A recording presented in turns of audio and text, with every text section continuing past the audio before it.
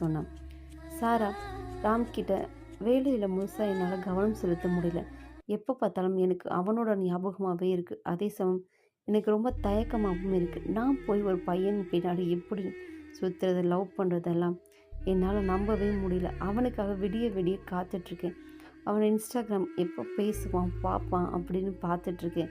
இதெல்லாம் எனக்கு சுத்தமாக பிடிக்கல. இதெல்லாம் வச்சு பார்த்தா இப்போதைக்கு அவன் சொல்ல மாட்டான்னு தெரியுது. இதை போய் நான் அவன்கிட்ட நாளைக்கு சொல்லிடலாமா அப்படின்னு. இதுக்கு பேர் தான் காதலா? இதை நான் அவன்கிட்ட போய் கேட்டவா அப்படின்னு ராம்கிட்ட கேட்டா சொன்னான். ராமும் அப்போது நாளைக்கு நான் டிக்கெட் புக் பண்ணிடவா பெங்களூருக்கு அப்படின்னு கேட்டேன்.